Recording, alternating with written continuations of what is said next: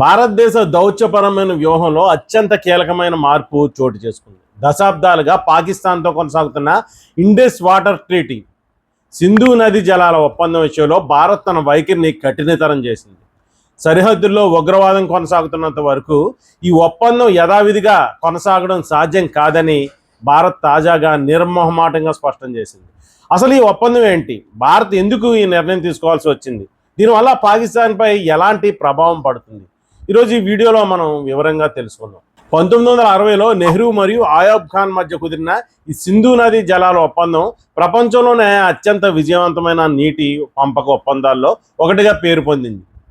దీని ప్రకారం సింధు నదికి చెందిన 3 తూర్పు నదులు అంటే రావి, బియాస్, సట్లెజ్ పూర్తి హక్కులు భారత్కు ఉండగా, పడమర వైపు ఉండే 3 నదులు సింధు, జీలం, చినాబ్ నీటి హక్కులు పాకిస్తాన్ కేటాయించారు. అయితే భారత్ తన వాటాకున్న నీటిని కూడా పూర్తిగా ఉపయోగించుకోకుండా పాకిస్తాన్ వైపు నీటిని వదిలేస్తూ వస్తుంది. కానీ పాకిస్తాన్ నుండి వస్తున్న నిరంతర ఉగ్రవాద ముప్పు నేపథ్యంలో భారత్ ఇప్పుడు ఈ ఒప్పందాన్ని సమీక్షించవలసిన సమయం వచ్చిందని భావిస్తుంది. తాజా పరిణామాల ప్రకారం ఉగ్రవాదం మరియు చర్చలు ఒకేసారి సాగవనే స్పష్టమైన విధానాన్ని భారత్ ఇక్కడ కూడా అమలు చేస్తుంది. సింధు నదిపై భారత్ నిర్మిస్తున్న కిషన్ గంగా, రత్లే జల విద్యుత్ ప్రాజెక్టుల విషయంలో పాకిస్తాన్ అంతర్జాతీయంగా కోర్టుకు వెళ్లడం, పదే పదే అభ్యంతరాలు వ్యక్తం చేయడం భారత్కు అసహనం కలిగించింది. దీనికి తోడు సరిహద్దులు గుండా ఉగ్రవాదులను పంపడం, అస్థిరతను సృష్టించడం భారత్ను ఆగ్రహానికి గురి చేసింది. అందుకే ఇప్పటికైనా మీరు పద్ధతి మార్చుకోవాలి, లేకంటే ఒప్పందం అమలు చేయాల్సిన బాధ్యత మాకు లేదు అని భారత్ కరాఖండిగా చెప్పేసింది. ఒకవేళ భారత్ ఈ ఒప్పందాన్ని పూర్తిగా నిలిపివేస్తే, నీటి పంపిణీ తన అవసరాలకు అనుగుణంగా మార్చుకుంటే పాకిస్తాన్ తీవ్రమైన నీటి ఎద్దడిని ఎదుర్కోవాల్సి వస్తుంది.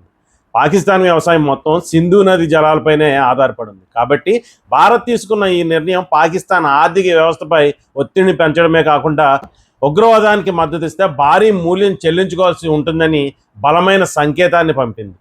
ప్రపంచ రాజకీయాల్లో ఒక కీలక మార్పు కనిపిస్తుంది. ఆసియా ఖండంలో 2 ప్రజాస్వామ్య దేశాలు, భారతదేశం మరియు జపాన్, ఇప్పుడు ఒక బలమైన వ్యూహాత్మక భాగస్వామ్యంతో ముందుకు వెళ్తున్నాయి. మన ప్రధాని నరేంద్ర మోదీ మరియు జపాన్ ప్రధాని సనా తకైచి మధ్య జరిగిన చర్చలు ఇప్పుడు అంతర్జాతీయ రాజకీయాల్లో చర్చాంశమయ్యాయి. చైనా అసహనం వ్యక్తం చేస్తుందంటే ఈ ఒప్పందం ఎంత శక్తివంతమైందో అర్థం చేసుకోవచ్చు.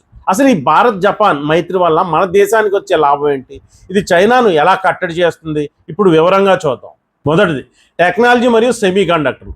ప్రపంచంలో సెమీ కండక్టర్ల తయారీలో జపాన్ అగ్రగామిగా ఉంది. ఇప్పుడు భారత్ మేక్ ఇన్ ఇండియాలో భాగంగా చిప్ తయారీని పెంచుతుంది. జపాన్తో ఒప్పందం వల్ల అత్యాధునిక సాంకేతికత భారతదేశానికి రానుంది. రెండవది, మౌలిక సదుపాయాలు. ఇప్పటికే అంటే ముంబై, అహ్మదాబాద్ బుల్లెట్ ట్రైన్ కావచ్చు ప్రాజెక్టులో జపాన్ కీలక భాగస్వామి. ఇలాంటి ఎన్నో ప్రాజెక్టులు భవిష్యత్తులో దేశ ఆర్థిక వ్యవస్థను మార్చబోతున్నాయి. ఇక మూడవది, రక్షణ రంగం. హిందూ మహాసముద్రంలో చైనా కదలికలను నిశితంగా గమనించడానికి జపాన్ సముద్ర భద్రత, సాంకేతికత భారత్కు ఎంతో కీలకం. ఇక చైనా ఎందుకు భయపడుతుంది? చైనా విదేశాంగ శాఖ అధికార ప్రతినిధి ఏ 3వ పక్షాన్ని లక్ష్యంగా చేసుకోకూడదని కామెంట్ చేయడం అనుకున్న అసలు కారణం వాళ్ళకున్న భయం. చైనాకు ఆసియాలో ఎదురు లేకుండా ఉండాలని కోరుకుంటుంది. కానీ క్వాడ్ కూటమి ద్వారా భారత్, జపాన్, అమెరికా ఒక్కటి కావడం వల్ల చైనా ప్లాన్ను దెబ్బతీస్తుంది. జపాన్ నుంచి భారత్కు వస్తున్న పెట్టుబడులు, రక్షణ ఒప్పందాలు చైనా యొక్క ఆర్థిక గుత్తాధిపత్యాన్ని సవాల్ చేస్తున్నాయి. మనం ఎవరికి వ్యతిరేకం కాదు, కానీ మన దేశ ప్రయోజనాలని కాపాడుకోవడంలో మనం ఎవరికి తగ్గకూడదు. అదే భారత్ చేస్తున్న పని. భారత్ జపాన్ మైత్రి కేవలం ఒక ఒప్పందం కాదు, ఇది ఆసియాలో భద్రత మరియు స్థిరత్వానికి గ్యారంటీ. మీ అభిప్రాయం ఏంటి? చైనా ఆధిపత్యాన్ని మనం భారత్ జపాన్ మైత్రిపై మీ అభిప్రాయం ఏంటి? చైనా ఆధిపత్యాన్ని మనం ఈ కూటముల ద్వారా అడ్డుకోగలమా? కామెంట్ సెక్షన్లో తెలియజేయండి. మరిన్ని ఇలాంటి విశ్లేషణల కోసం మన ఛానల్ను సబ్స్క్రైబ్ చేసుకోండి.